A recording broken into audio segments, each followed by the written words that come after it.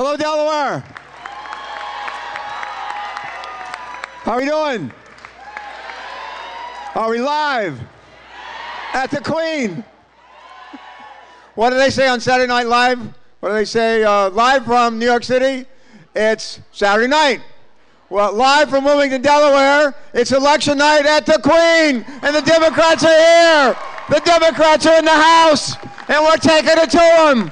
We're going to go forward. We're not going to go backwards. We're going which way? Which way? Which way? You bet we're going forward. We're going forward. I got about a 14-page speech here. We'll bring John Carney on right after midnight. Come on over. I want Martha to come over here. First, I just want, reporters been saying to me, how do you feel? How do you feel after tonight's election?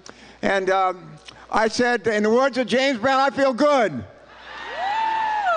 In the words of Elton John, I'm still standing. And one of my opponents raised a lot of questions about my health this year. I just want to say, I am live at the Queen tonight. I'll be live in Washington next Tuesday. I'll be live on Washington on January 3rd, and we're going to serve 6 years and make the people of this state proud. As proud as I am to serve you.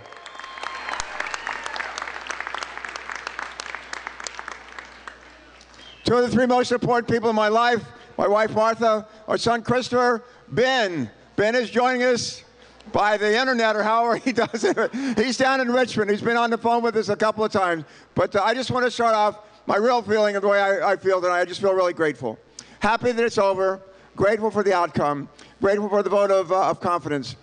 And I want to especially express my thanks to Martha and to Christopher and Ben for sharing me for all these years with all of you. Thank you, thank you.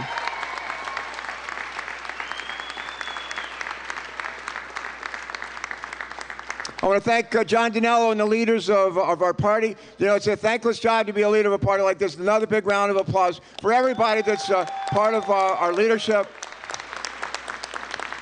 I want to thank our campaign staff, led by a young man named John Collins. John Collins. And John. And another young guy that's been involved in this business for a long time. Ed Friel, put your hands together for Ed Friel. Give Ed some love. Ed is in the building. To members of our Senate staff, led by Jim Riley.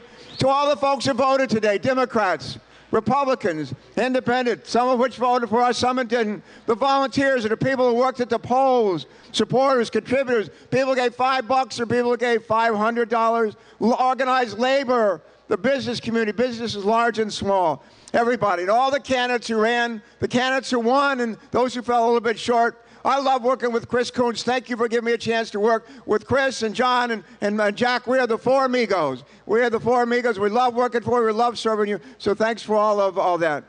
And I got a bunch of phone calls tonight on my cell phone from all over the state, all over the country. One of the nicest calls I got was from a guy named Kevin Wade.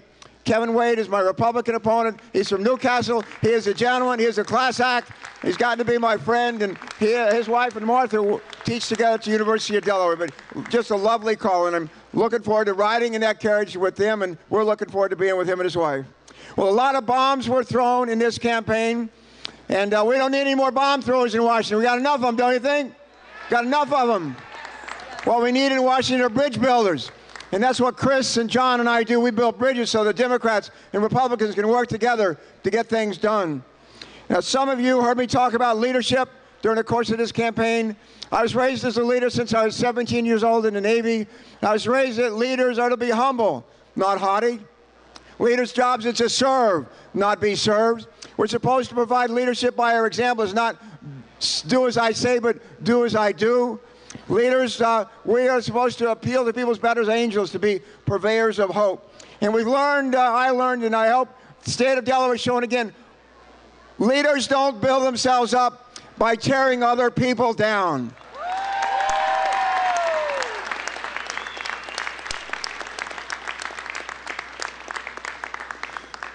Let me tell you one other thing, and we'll turn it over.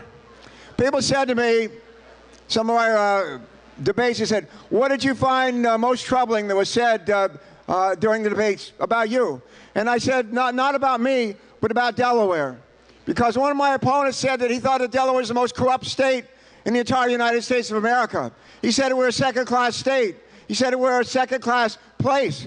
Well, I just want to remind us all, the state of Delaware, this is a state that started a nation. This is a state that started a nation. Before any other colony rejected the British crown, we did. Before anybody else rejected and adopted the Constitution, we did. We did. When I was elected state treasurer, we had the worst credit rating in the country. When I left as governor, we had the best credit rating in the country, and we still do. We still do. We used to be the worst place in the country to start a business. Today, we're the best. We're the home of incorporation to half the New York Stock Exchange, half the Fortune 500. We have the most revered judiciary and judicial system in the country. In the country. We won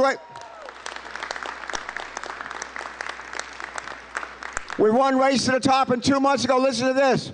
2 months ago, Harvard and Stanford said in the whole country, out of 50 states, we're number 3 in improvement in academic achievement over the last 19 years, number 3 with a bullet.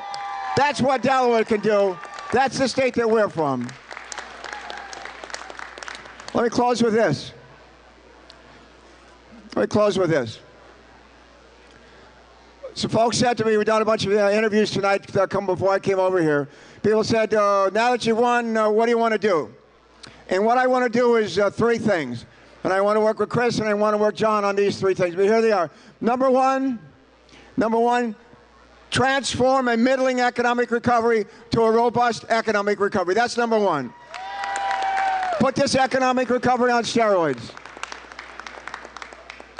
Number 2, enact a comprehensive deficit reduction plan like Bowles-Simpson. Get it done, make it fair, make it balanced, get it done. And number 3, it looks like Democrats are going to hold the Senate in Washington. We're going to hold the Senate.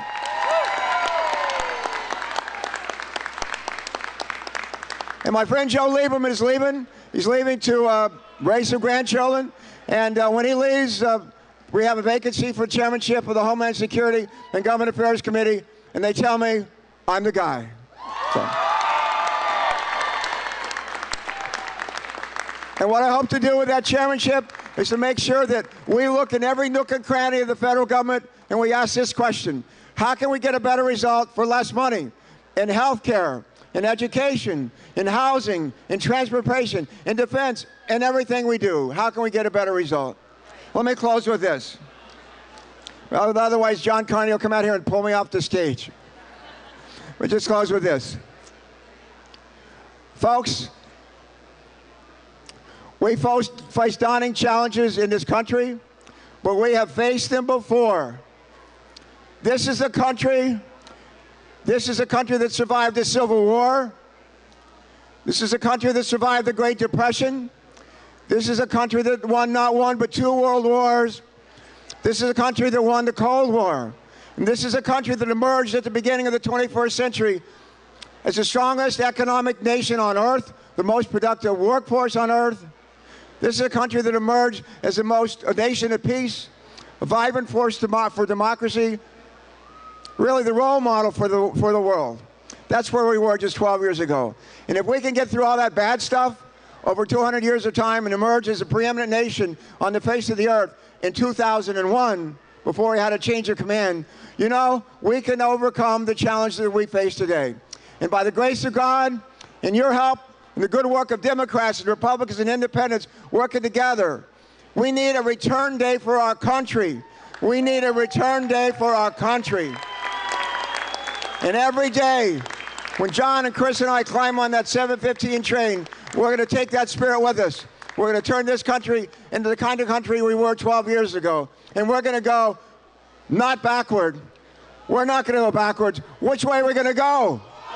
Which way are we going to go? Which way are we going to go? Thank you. If I had more time, I'd do some push-ups for you. But we're going to let somebody else come on. I think the voters spoke for themselves. God bless you. Thank you all. Mwah. Thank you. I love you.